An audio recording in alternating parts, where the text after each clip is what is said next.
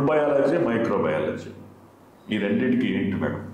Clinical microbiology అంటే clinical శాంపిల్స్ని test చేయడం అండి. తర్వాత ఆల్మోస్ట్ అందరు క్లినికల్ మైక్రోబయాలజిస్టులు అందరూ బ్యాక్గ్రౌండ్ ఎంబీబీఎస్ నాలెడ్జ్ ఉంటుంది. సో వాళ్ళకి పేషెంట్ కేవలం రిపోర్ట్ ఇవ్వడమే కాకుండా ఈ రిపోర్ట్కి మీనింగ్ ఏంటి అని చెప్పగలగడం. మైక్రోబయాలజీకి వచ్చేటప్పటికే కొన్ని ఏరియాస్లో స్ఫుటం లాంటిది, కళ్ళె లాంటిది, యూరిన్, ఒక్కొక్కసారి వేల కొలది లక్షల కొలది బ్యాక్టీరియా ఉన్నా దాని సిగ్నిఫికెన్స్ ఉండకపోవచ్చు.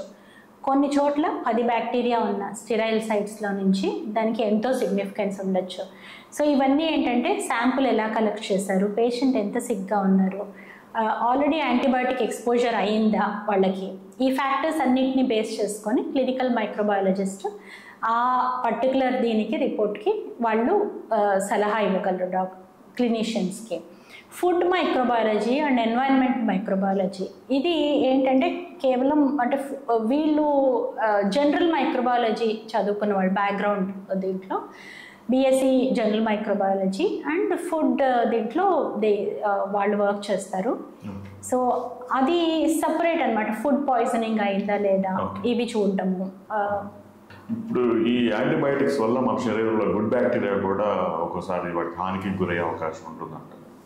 ఈ వీటి గురించి ఎట్లాంటి ఏమన్నా పరిశోధనలు ఏమైనా ఉన్నాయా మేడం? చాలా మంచి ప్రశ్న అడిగారండి.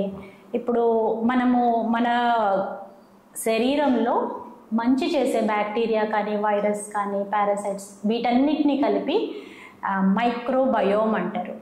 ఇవి కోటాను కోట్లల్లో ఉంటాయి, మనతో కలిపి సహజీవనం చేస్తున్నాయి అవి.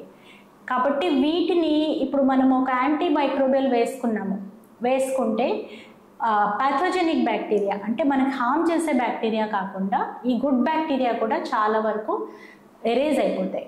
సో దీనివల్ల ఏంటంటే మన మైక్రోబయోమ్ అంతా చేంజ్ అవుతుంది. దీనివల్ల ఎక్కువ రెసిస్టెంట్ బ్యాక్టీరియా మనలోకి రావడం, మన మూడ్స్ కూడా ఇవి ఇన్ఫ్లుయెన్స్ చేస్తాయి. అలాగే గట్ హెల్త్, మన అన్నకోశం యొక్క ఆరోగ్యం అనేది ఇవి డిటర్మిన్ చేస్తాయి. సో వీటన్నిటిలో కూడా మార్పులు వస్తాయి. అందుకనే ప్రీబయోటిక్స్, ప్రోబయోటిక్స్ ఎక్కువ ఉన్న ఆహారం తీసుకుంటే మనకి గుడ్ బ్యాక్టీరియా అన్నది ఎక్కువగా వస్తుంది. దీనివల్ల మనకు ఆరోగ్యం వస్తుంది అన్నది. పెరుగు కూడా ప్రోబయోటిక్. కరెక్ట్ అండి. రిచ్ పీపుల్తో పోలిస్తే పేదవాళ్ళకి రోగనిరోధక శక్తి ఎక్కువ అంటారు. వాళ్ళు అంటే యాంటీబయాటిక్స్ విషయంలో వీళ్ళు వాడకపోయినా సరే వీళ్ళు త్వరగా కోలుకుంటారు. సో రీసెంట్గా చాలా కాలం క్రితం నేను ఒక డాక్టర్తో మాట్లాడాను. అదేమిటంటే గవర్నమెంట్ హాస్పిటల్ అంతా ఎక్కడ చూసినా అంత మురికి, అంత ఉమ్ములు, కళ్ళి, లేకపోతే కట్లు ఇట్లా అంటే ఏంటి పరిశుభ్రత ఏంటంటే అని చెప్పేసి అడిగితే ఆయన ఏమన్నారంటే ఇండియన్స్కి రెసిస్టెన్స్ పవర్ ఎక్కువ.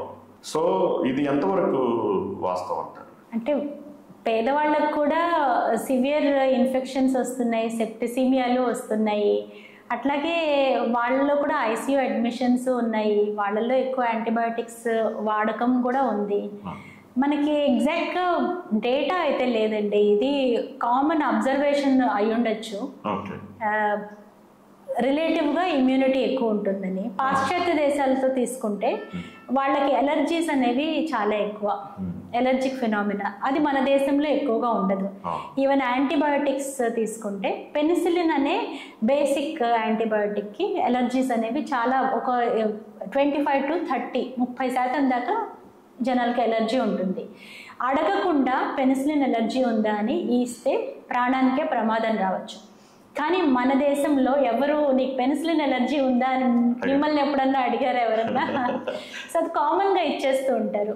కాబట్టి మనకి అలా ఎలర్జిక్ ఫినామినాస్ తక్కువగా ఉండొచ్చు మన ఎన్వైరన్మెంట్ ప్రభావం వల్ల. అలాగే రోగ నిరోధక శక్తి కూడా మీరు అన్నట్టుగా ఎక్కువగా ఉండొచ్చు. అంటే వాళ్ళు తినే ఆహారం రాగి సంకటి, జొన్నలు, సజ్జలు ఇట్లా తినడం వల్ల కూడా వాళ్ళ ఆహారం అలవాట్ల వల్ల కాయ కష్టం చేసుకుంటే దానివల్ల వాళ్ళ శరీరం దృఢత్వం కూడా ఉండొచ్చు. అందుకని వాళ్ళ ఇమ్యూనిటీ పవర్ ఎక్కువగా ఉండొచ్చు.